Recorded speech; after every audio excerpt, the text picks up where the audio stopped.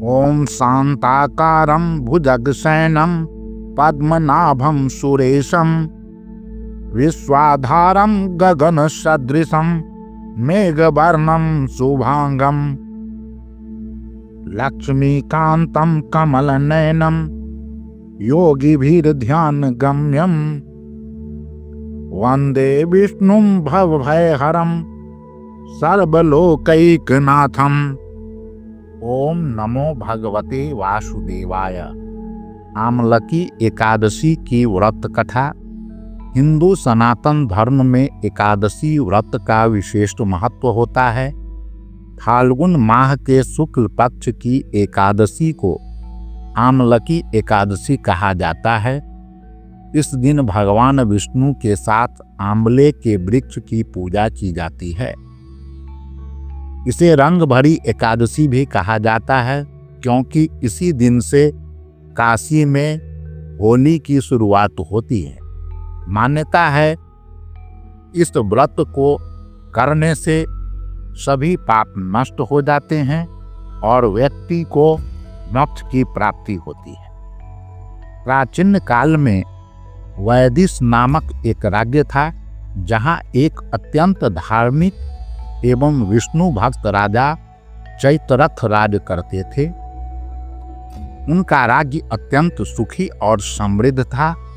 उस राज्य में कोई भी अधर्मी, पापी या नास्तिक नहीं था।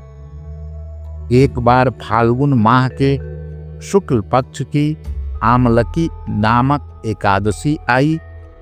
उस दिन राजा और उनकी समस्त प्रजा आनंद पूर्वक एकादशी का व्रत किए और मंदिर जाकर कलश स्थापित करके धूप, दीप, नैवेद्य, पंचरत्न, छत्र आदि से श्री हरि का पूजन किया और प्रार्थना की, हे प्रभु, हम सभी के पापों का हरण करो।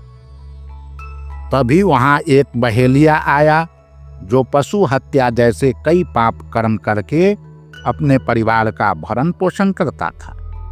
थकान और प्यास के कारण वह शक्तिहीन हो चुका था।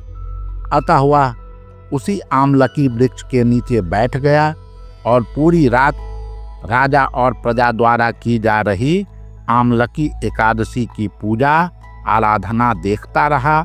प्रातः होते ही राजा ने अपनी प्रजा के साथ एकादशी व्रत का पालन किया। उसके पश्चात वह सभी अपने राज्य में वापस चले गए। राजा के जाने के बाद वो बहेलिया भी अपनी झोपड़ी में वापस लौट गए। कुछ समय पश्चात उस पापी बहेलिये का अंतकाल निकट आया।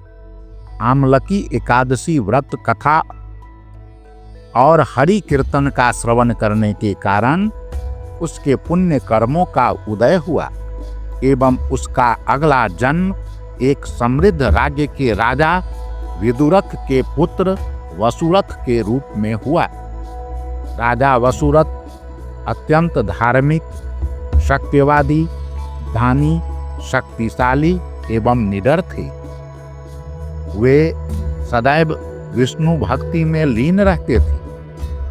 एक दिन राजा वसुरथ जंगल में रास्ता भटक गए और थक कर वन में ही एक वृक्ष के नीचे गहरी निद्रा में सो गए। तभी कुछ डाकू दौड़ते हुए राजा के समीप आए और तेज स्वर में कहने लगे, इस दुष्ट राजा ने हमारे सभी सगे संबंधियों को मारा है। यही अवसर है जब हम इसे मारकर अपना प्रतिशोध ले सकते हैं। इतना कहकर डाकू राजा पर अस्त्र शस्त्रों से प्रहार करने लगे, परंतु यह क्या, राजा के शरीर पर जैसे ही कोई शस्त्र लगता वह तिनके की भांति नष्ट हो जाता।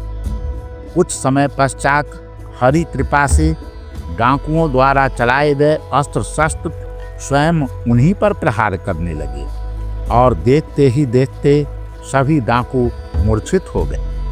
उसी समय राजा वसुरथ के शरीर से एक दिव्य शक्ति प्रकट हुई, जो अत्यंत सुंदर थी, परंतु उनकी आंखों से क्रोध की ज्वाला निकल रही थी। देखते ही देखते उन्होंने समस्त डाकुओं का नाश कर दिया उधर राजा जब नींद से जागे तो उन्होंने अपने आसपास अनेक डाकुओं को मृत पाया। उन्हें देखकर राजा विचार करने लगे कि अवश्य ये डाकू मुझे मारने आए होंगे, परंतु यदि ऐसा है तो इस वन में मेरी रक्षा किसने की? यहाँ कौन मेरा हितैषी है? तभी आकाशवाणी हुई, हे वसुरथ, जब भगवान विष्णु स्वयं तेरी रक्षा कर रहे हैं तो तुझे भला कौन मार सकता है? आकाशवाणी सुनने के पश्चात राजा वसुरथ ने श्रद्धापूर्वक श्री हरि को प्रणाम किया और पुनः अपने राज्य लौट गए। जो भी मनुष्य आमलकी एकादशी का व्रत करता है और इस पावन कथा का श्रवण करता है, उनकी समस्त मनोकामनाएं पूर्ण हो जाती हैं और अंत में उसे परम धाम वैकुंठ धाम प्राप्त होता है। ओम नमो भगवते वासुदेवाय। बोलिए श्री भगवान विष्णु की जय। हरि ओम तत्सत।